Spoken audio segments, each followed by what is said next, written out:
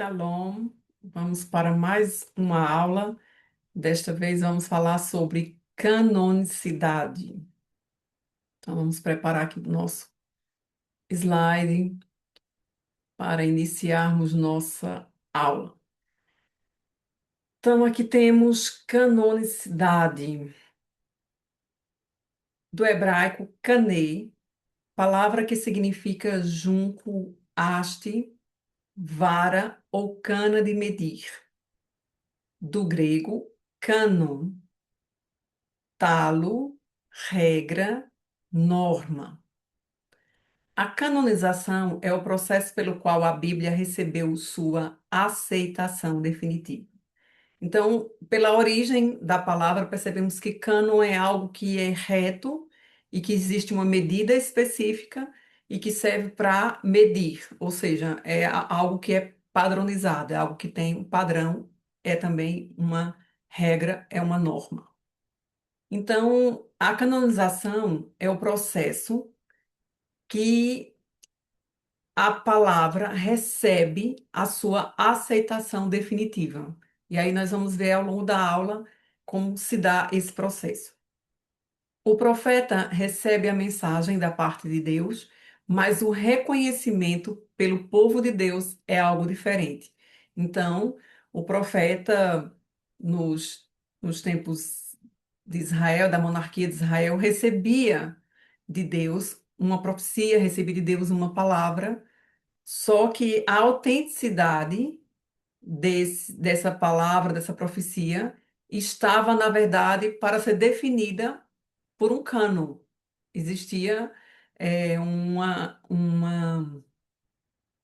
um tribunal, digamos assim, que iria julgar se realmente essa mensagem ela poderia ter o reconhecimento como vinda do próprio Deus. A canonicidade é o estudo que trata do reconhecimento e da compilação dos livros que nos foram dados por inspiração de Deus. Então, quando havia um profeta, sempre ele era experimentado para ver se realmente a sua profecia iria se cumprir, se realmente ela se cumpriria, e assim é que ele era aceito como profeta. É uma posição muito difícil, nunca foi fácil, nem no passado e nem no presente, né? Então, mesmo antes do cristianismo, esta palavra ela era usada de modo mais amplo, com o sentido de padrão ou norma, além de cana ou unidade de medir. Vamos ler aqui em Ezequiel, profeta Ezequiel, capítulo 40 e o verso 3. Vamos ver o que que diz aqui. Ele me levou para lá, e ali, à minha frente, havia um homem cuja aparência era como o bronze. Ele tinha uma corda de linho e uma vara de medir em sua mão, e estava parado na porta. Então veja aqui que nessa visão que o profeta Ezequiel ele teve, ele viu alguém que tinha uma vara de medir, tinha um canê. A palavra hebraica aí para essa palavra cana de medir. E também tem um registro, vamos ver aqui no livro, na carta de Paulo à igreja da Galácia, Gálatas. Vamos ver aqui, Gálatas, no capítulo 6 e o versículo 16, que diz: E a todos os que pautam a vida por esta regra, regra aqui, cânon, Shalom e misericórdia, e também sobre o Israel de Deus. Então, aqui era uma saudação final de Paulo. Então, vemos aqui que estavam sendo utilizadas aqui de duas formas a palavra canei nas Escrituras. Em Ezequiel se tratava realmente de uma cana de medir, de alguém que ia medir um espaço, E aqui em Gálatas estava se tratando realmente de uma norma, de uma regra. Vejamos aqui, ainda em continuidade, sobre canonicidade, escritura sagrada. Um dos conceitos mais antigos de cânon foi o de escritos sagrados. O fato dos escritos de Moisés serem considerados sagrados se demonstra pelo lugar santo onde eram guardados, ao lado da Arca da Aliança.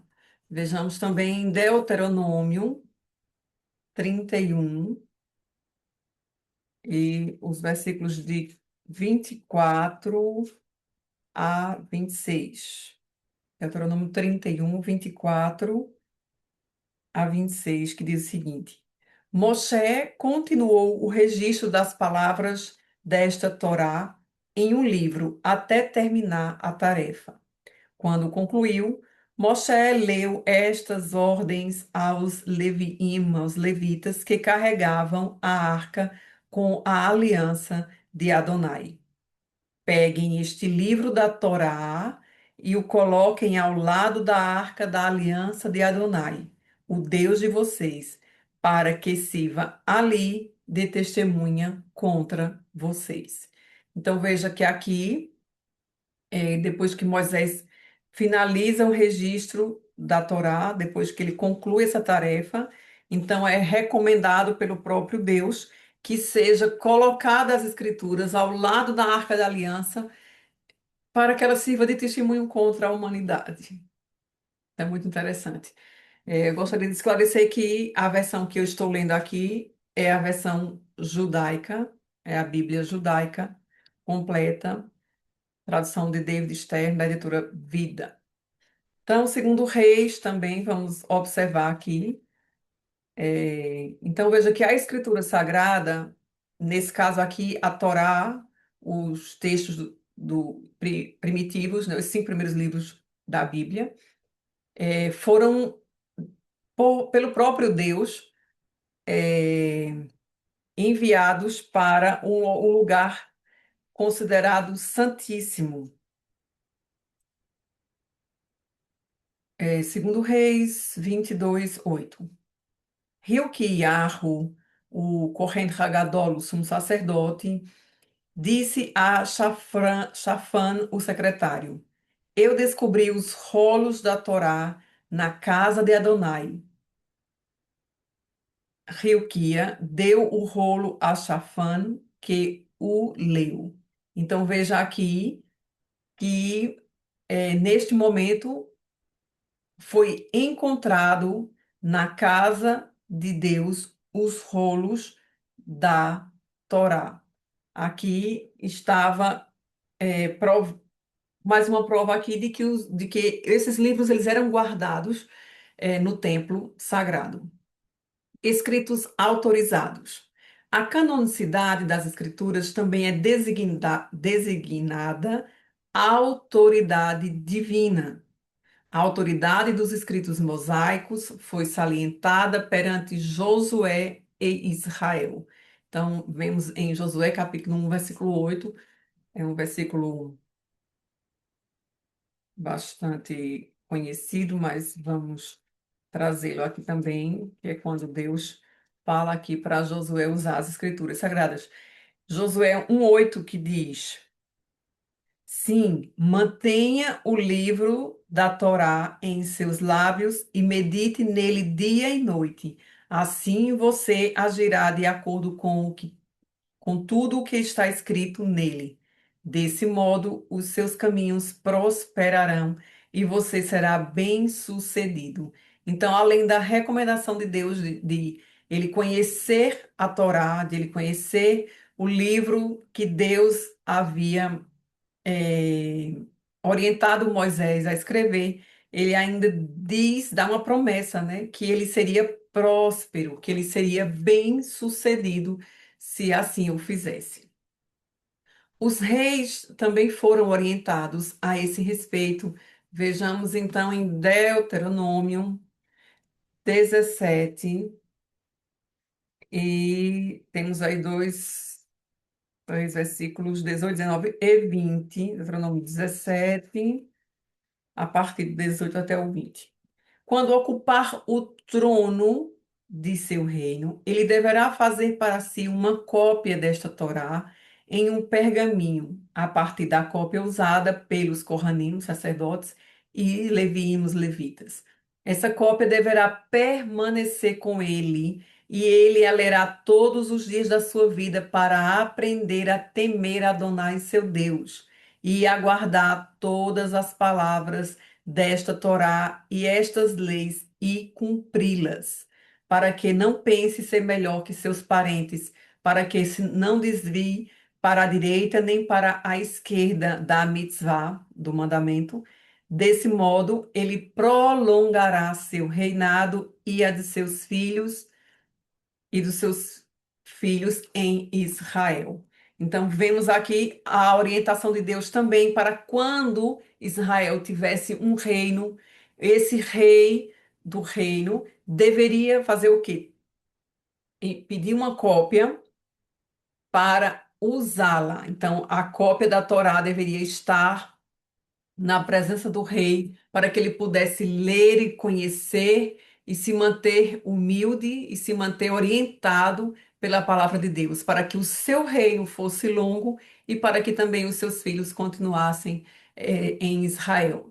E nós vemos a prova tão grande de que quando os reis se desviavam da palavra de Deus, Deus enviava seus profetas, e aí também o que acontecia? Os seus reinos eram cada vez mais curtos e muitos deles morreram de forma bastante desgraçada, né? Enquanto que alguns reis tiveram mortes honradas, outros tiveram mortes bem turbulentas, isso porque já estavam afastados da graça de Deus. Outra observação aqui é livros que conspurcam as mãos. Surgiu uma tradição em Israel que os livros sagrados conspurcariam as mãos dos seus usuários. Os livros do Antigo Testamento hebraico, na verdade, tornam imundas as mãos, porque eles são santos. Portanto, os livros que exigissem cerimônia especial de purificação para o leitor é que era considerado canônico.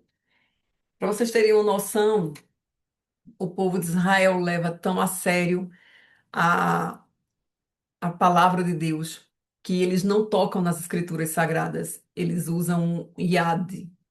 Isso aqui é um iad. O iad é, é uma mãozinha, é um bracinho, né? Com a mãozinha que tem a mãozinha, ó, tem o dedinho, dedo indicador, e esse aqui é de prata. E tem aqui uns brilhantezinhos nele. Então, eles usam esse material aqui para ler as escrituras. Então, eles não tocam na. Vou fazer aqui a demonstração com. Temos aqui a Tanar. Então, eles pegam o IAD e vão acompanhando a leitura com o IAD. Eles não tocam com o dedo nas escrituras. Eles acompanham com o IAD. IAD é mão em hebraico. Isso aqui é um IAD.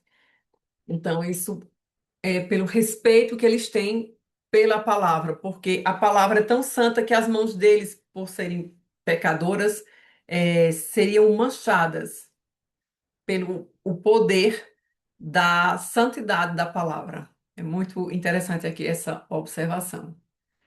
Vamos também agora seguindo. Eu gostaria de te pedir para você curtir esse vídeo, para você compartilhar esse vídeo. Se você ainda não é inscrito nesse canal, te pedir para se inscrever nesse canal para estar sempre recebendo esse tipo de conteúdo e outros conteúdos que nós estamos preparando. E aqui nós estamos numa uma sessão de aulas de introdução bíblica, então estamos falando aqui sobre a Bíblia, sobre seus vários aspectos. Agora estamos na aula de canonicidade, mas teremos outras ainda. E depois vamos entrar em outras disciplinas e vamos aqui conversar muitos assuntos. E creio que Se você está aqui, tem relevância para você. Se tem relevância para você, certamente você tem um círculo de amizade que também esse vídeo pode ser relevante para eles.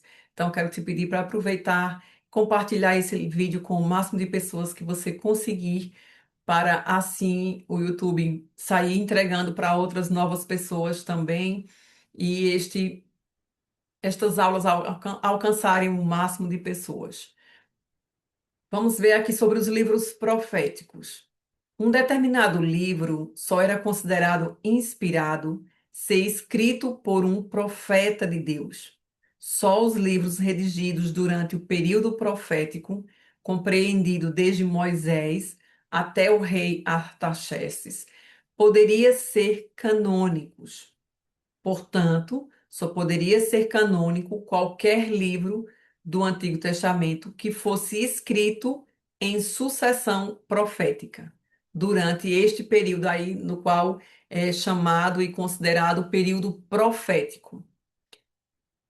Vejamos alguns versículos da Nova Aliança que dizem respeito a esta tradição. Então, vamos ler aqui a narrativa do Evangelho de Jesus Cristo segundo Lucas, no 7, Lucas 7:28.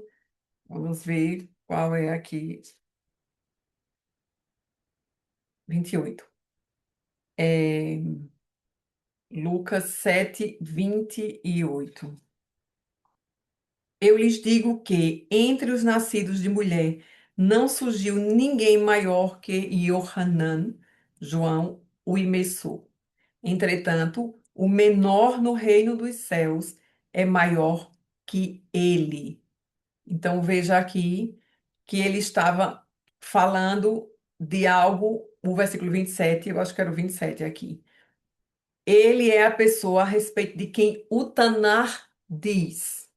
O Tanar é quem? As Escrituras. É todo o Antigo Testamento. Vejam, envio o meu mensageiro à sua frente e ele preparará o caminho de vocês à sua frente.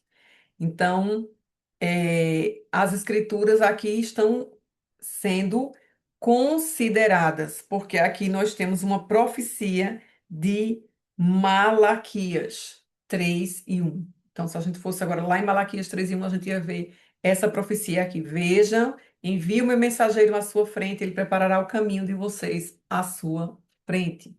Então, vemos aqui que o Novo Testamento está atestando profecias e profetas do Antigo Testamento. Vamos ver também em Marcos 8:28, que diz assim: Alguns dizem que você é Yohanan, o imerso, João, o imerso. Eles lhe disseram, outros, que é Eliarro, Elias. E há quem afirme um dos profetas. Então, veja que havia uma profecia lá atrás falando sobre profetas, sobre Elias, e tinha os outros profetas. E aqui eles estavam querendo saber e descobrir se João era um dos profetas do Antigo Testamento. E claro que João não era nenhum desses profetas que passaram lá no Antigo Testamento. João era alguém que foi profetizado lá no passado, que ele viria para abrir, né, aí a mensagem da salvação e do reino de Deus, para ser aí o precursor de Jesus. Mateus 16:14 diz o seguinte: Eles disseram, alguns dizem que é Iohanan o imerso, outros Eliarro, e ainda outros Irmiarro, ou um dos profetas. Aqui é Jesus perguntando para os seus discípulos quem as pessoas diziam que ele era. E aí cada um dizia uma coisa. Uns diziam que ele era o próprio João Batista, o João Batista já tinha morrido, né? Aí diziam que ele era João Batista, outros diziam que ele era o Elias, outros diziam que ele era um dos profetas. E ali Jesus aqui indaga eles, né, perguntando quem eles pensavam que ele era. Mas aqui a questão é que eles estavam focados nos profetas, eles estavam focados nas profecias, e estavam atestando aqui que no passado havia sim profetas e que havia um profeta esperado entre a nação de Israel. É Lucas, vamos ver aqui, 9:19. Eles responderam: Yohanan o imensor, mas outros, Eliarro, e ainda outros, um dos profetas do passado que ressuscitou. Aqui era sobre Jesus, né?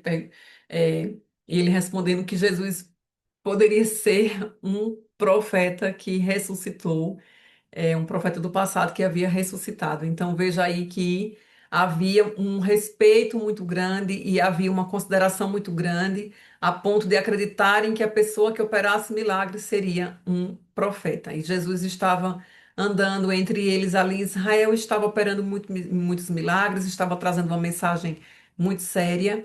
E todos ali imaginavam que ele era um profeta do Antigo Testamento, nem acreditavam que era um novo, mas que era algum dos profetas que já haviam passado e que existiam as escrituras na posse deles, né, ali no contato deles.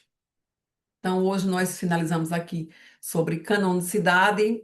Vamos continuar na próxima aula e eu te peço para você nos seguir, para você acompanhar o nosso canal, para você eh, compartilhar esse conteúdo, ok? Ivri significa aquele que atravessa e eu quero atravessar você. Vem com mais, vem aprender com a Mora Márcia Menezes num rumo de profundidade. Então, shalom.